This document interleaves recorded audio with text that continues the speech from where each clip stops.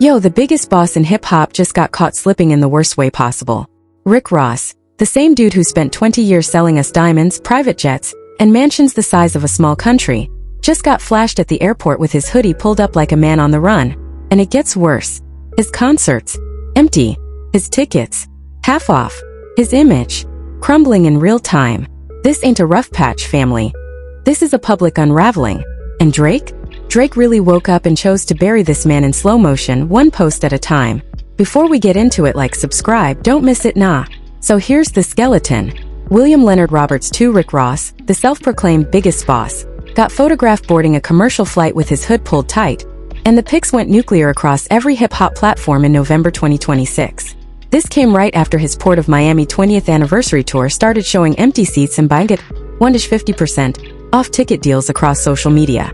Rozay really thought people wouldn't notice the same man who raps about Maybachs is sitting in row 27 next to a stranger eating pretzels. Now let's pull up the receipts that show why this whole thing is way deeper than one flight.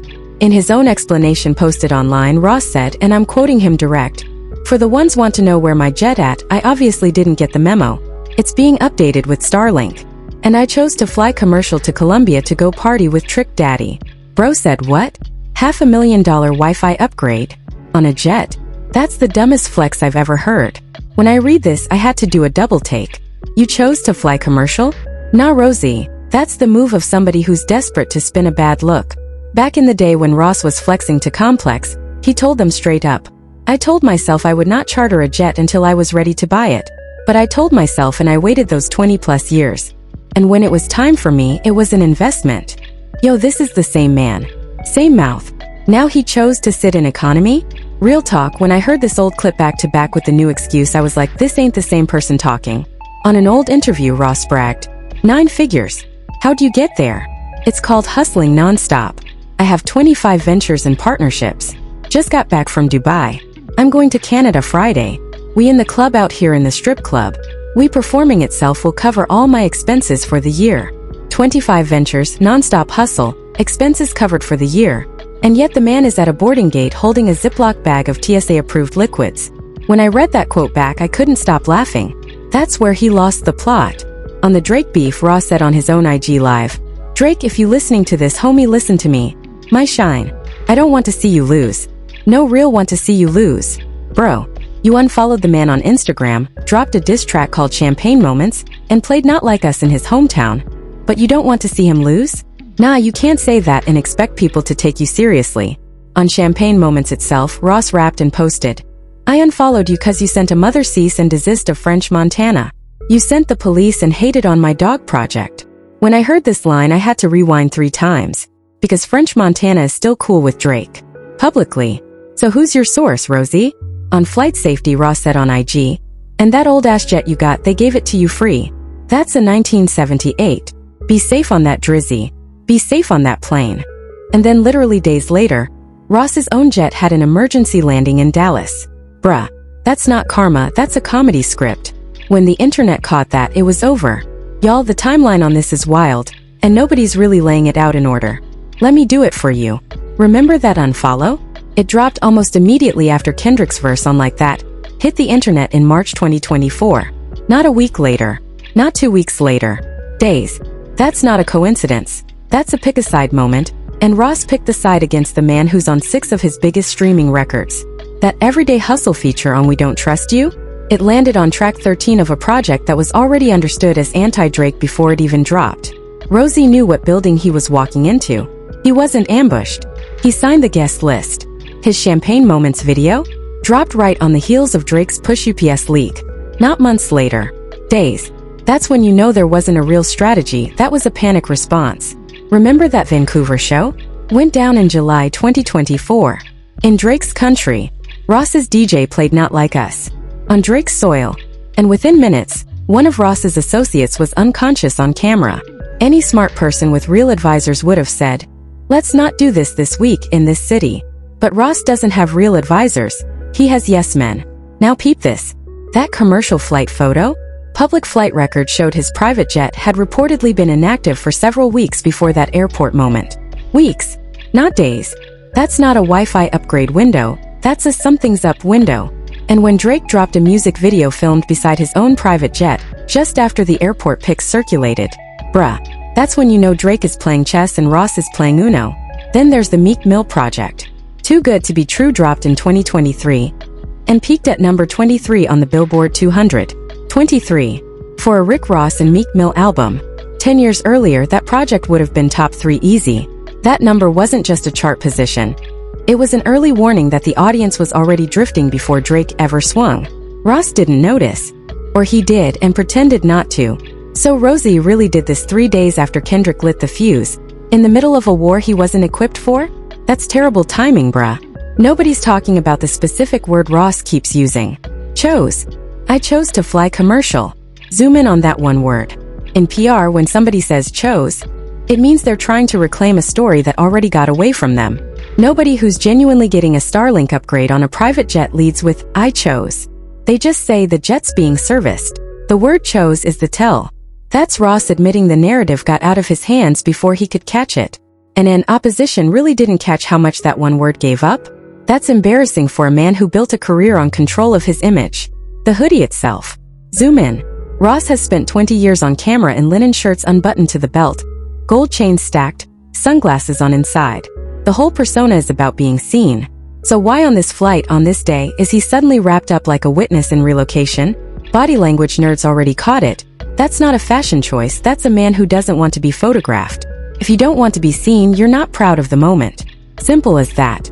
The ticket discount phrasing. Buy one get one 50% off. Not flash sale. Not fan appreciation. BOGO. That's the exact promo language you see at a chain pizza spot. For a 20th anniversary victory lap tour. Marketing teams don't reach for BOGO unless the seat map is bleeding. That specific phrase is the receipt. It's not fan appreciation, it's inventory clearance. And Rozay's team really thought fans wouldn't recognize BOGO language when they see it on every fast food menu in America? That's the problem, he doesn't read the room anymore. The Champagne Poppy post. Every diss Ross fired at Drake was about Drake's body, nose, abs, surgery jokes. Not one bar about Drake's music, catalog, business, or actual position in the game. That's a huge tell. When you can't touch somebody's core work, you attack their vessel. That's not a lyricist move, that's a comment section move. If Ross had a real bar in the chamber about Drake's music, he would have used it. He didn't. Because he couldn't. Because 6 of his biggest records have Drake on them. That's the problem with Ross in this era. He doesn't read between the lines, he doesn't read his own catalog, and he doesn't read the strategic room. Drake is 10 steps ahead. Complex framed the whole thing as a PR stumble, and leaned into the Wi-Fi upgrade explanation without pushing back hard. Their spin? Ross is fine, the jet is fine, the tour is fine, y'all are just being messy. But remember that unfollow timeline? That's not what a fine situation looks like from a fine man. Hot New Hip Hop framed it different. They highlighted the empty seats and the ticket discounts as the real story, and treated the airport pics as a symptom, not the disease. That framing lines up way closer to what the receipts actually show. XXL and the Shade Room went straight for the meme angle, headline energy, no analysis, which honestly ends up being the most damaging framing of all, because it turns Rozay into a punchline instead of a serious artist. Once you're a meme, it's hard to walk back into being an icon. Then there's the counter-narrative from the Ross defenders online. Some fans are saying Rick is fine, Wingstop money is real, the man owns land, and this is all Drake propaganda. And listen, Wingstop money is real. Nobody's denying he's got wealth. But remember those quotes about 9 figures, non-stop hustle, 25 ventures? That's the same man now needing a BOGO deal to fill seats. Money in the bank and audience trust in the streets are 2 different accounts. He's got one. He's overdrawn on the other. Ross supporters are reaching trying to defend this. The media trying to spin it soft won't change what the receipts show. If you still think Rozay is untouchable after all this, you're just biased. The mainstream narrative on this whole situation is that Rick Ross picked the wrong beef and paid the price. That's the safe read. Complex will run with that. XXL will run with that. Every rap podcast will nod their heads and move on. Rick Ross didn't lose this beef because he took a shot at Drake. He lost this beef because he was never the biggest boss to begin with, and the internet finally has enough evidence to prove it. This is an authenticity collapse, not a rap battle loss. And it's been building for 20 years. Think about it. Freeway Ricky Ross, the actual real Ricky Ross, publicly said Miami Ross took his name without permission and sued him in 2010. Public records show William Roberts worked as a corrections officer in Miami-Dade for around 18 months from December 1995 to 1997, With an excellent attendance record and a roughly $26,000 salary, not the 4 months, always late version Ross tells in interviews. That's a 15-plus year gap between the story he sells and the story on file. And for most of Ross's career, that gap didn't matter, because the music was too strong to argue with. Puppet on a marketing string, but a talented one. The label needed him to win, so the culture agreed to look past it. Now the industry doesn't need him to win anymore. And once that permission gets pulled, every crack in the story becomes a canyon. Ross is playing checkers while Drake is playing chess. Drake didn't attack Ross's music, he attacked Ross's house. Living in a content creator crib, his body, the sandwich lines, his fanbase, the prom line, and his lifestyle, the jet lines. Every single one of those hits landed on the persona, not the artist. Because Drake understood what Ross's fans don't want to admit. The persona was always the product. Take the persona down and there's no album that saves you. This is the same playbook the industry ran on other larger-than-life personas the moment they became inconvenient. Once the culture stops needing the myth becomes the target. We've seen this cycle before. Ross is on the losing side of history right now, and he doesn't even realize it because the yes men around him are still telling him the tour is going great. And here's the part that's really uncomfortable. Rozay's whole strategic mistake was believing his own marketing. He thought he was in Drake's weight class because his features were in Drake's weight class. But a feature is just a rented seat at somebody else's table. 6 of Ross's biggest streaming songs feature Drake, including Money in the Grave, which crossed 1 billion Spotify streams. That's not a Ross record. That's a Drake record with a Ross verse. And Rozay confused proximity to greatness with greatness itself. Rozay represents the old guard of manufactured personas that the culture is done with. Streaming-era fans want the real story, not the airbrushed one. And every time Ross opens his mouth to defend the myth, another chunk falls off. The commercial flight isn't the problem. The BOGO tour isn't the problem. Those are just symptoms. The problem is the whole persona was built on sand, and Drake just showed everybody the tide chart. Here's what's most likely to happen. Rozay's gonna keep pushing Set It in Stone deeper into the release calendar. Every delay is gonna feed the he's cooked narrative harder. When it finally drops, first week numbers are gonna get compared side by side with Drake's Iceman run. And Ross is gonna look desperate screaming into a void that already moved on. The silence around his rollout is gonna hurt him more than any diss track could. Meanwhile, the Wingstop money will keep coming in because business is business, but the cultural relevance is gonna keep bleeding. Now, if the alternative path happens and Drake actually decides to hit him one more time on wax, Rozay is not ready for what's coming. We saw what Drake does when he takes something personal. He doesn't just respond, he buries the timeline. Rozay would get destroyed on a level that ends the biggest boss branding permanently. Every meme that's already floating around would become a full album cover. And here's the twist. Even if Drake stays silent forever, Ross still loses, because silence at this level is louder than any verse. Title character wins either way.